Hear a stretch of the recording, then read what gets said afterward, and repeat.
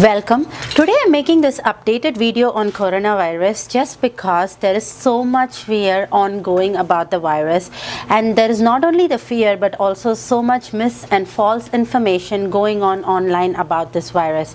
So I'm just hoping to cover three major things in this video today. One, I'm going to give you an update of the current statistics so you can understand about the current status of the disease.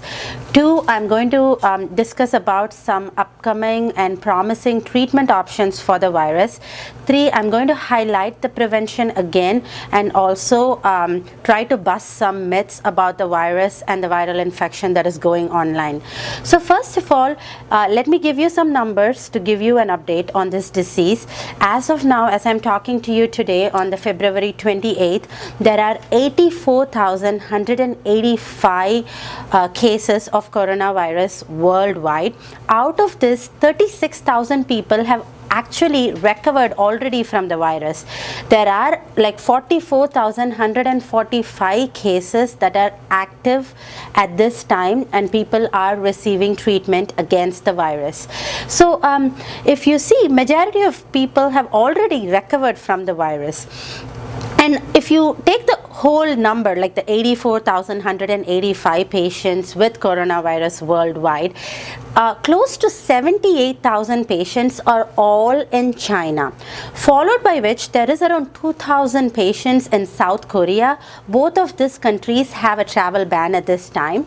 And next in line is Italy with around 800 cases. Then the cruise, the Diamond Princess cruise, has around 700 cases, and followed by Iran has around 300, Japan has 200, United States has around 63 patients with the virus, India has just 3 patients with the virus. So if you see, the bulk of the disease is in China, and the majority of the world just shares a portion of this pandemic. So this is some current statistics. I would also like to put some numbers out there. Based on the WHO, the fatality rate or the mortality rate with this virus is 3.4%. I mean, to roughly give you some numbers, that means like if 30 people are infected with the virus, 1 person could die of this virus. When we compare this to the SARS and MERS virus, which caused epidemics few years earlier, SARS actually, if there were 30 people infected with SARS, 3 could die of the disease, and in MERS it was actually worse. If 30 people were infected with MERS, close to 10 to 12 people could die from the disease. When compared to coronavirus, there is only 1 death if 30 people are infected with the disease. Of course, every life is important, and that's why I'm making this video, because just by passing false information and fear out there, we are not going to save anyone. So as I was saying, the mortality with SARS and MERS was much higher than the coronavirus, but maybe because we have the advanced technology and advanced medicine to handle it right from the start. We already, within 60 days, we have a vaccine, we have the right medications, and we are working on more to get this disease under control. But of course, there is also the part that you can play in control of this pandemic. Let's fight false information by getting true information out there.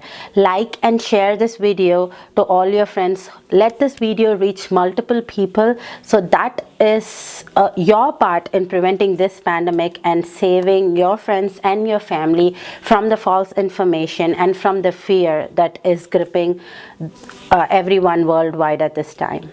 I would also like to put some more statistics from a recent article that was published in New England Journal of Medicine.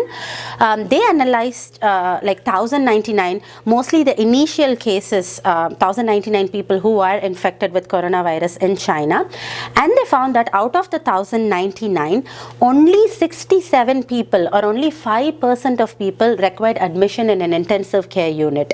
Only I think 25 people, or like 2% of people, required mechanical ventilation, meaning like only 25 people required to have a breathing tube down their throat and were connected to a ventilator.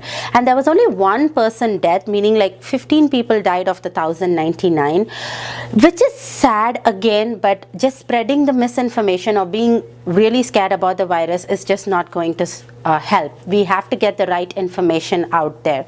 So what I'm trying to highlight here is from the New England Journal of Medicine article, an overall statistic.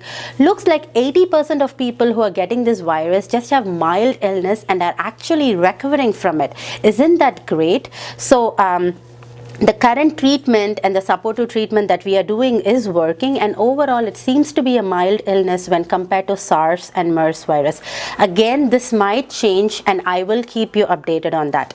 The second thing I'm going to be discussing about some of the treatment options which we are trying for this coronavirus at this time.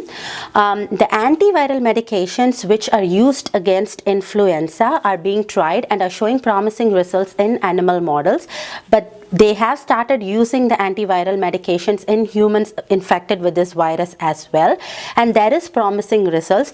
But as of now, there isn't like a huge authoritative data or scientific evidence saying that use this medication against the virus, just because of the time.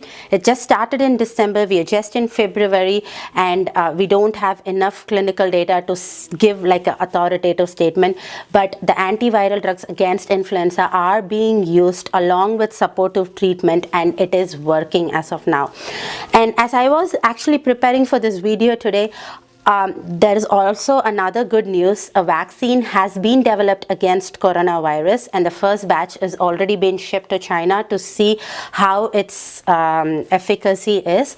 So once there is more data, there would be more scientific authoritative statements explaining about the treatment and the prevention. So it's phenomenal like how a new viral strain came in December, and with all the recent advances and the technology, we are able to develop a vaccine and have appropriate treatment just within 60 days, so we can contain this pandemic effectively. The third thing, again, I want to highlight the precautions. Don't travel, especially to the countries which have the travel ban, like China and South Korea, but also avoid going to crowded places at this time when this virus is being a pandemic. If you are traveling, wash your hands with soap and water for at least 20 seconds. Use a hand sanitizer with at least 60% alcohol.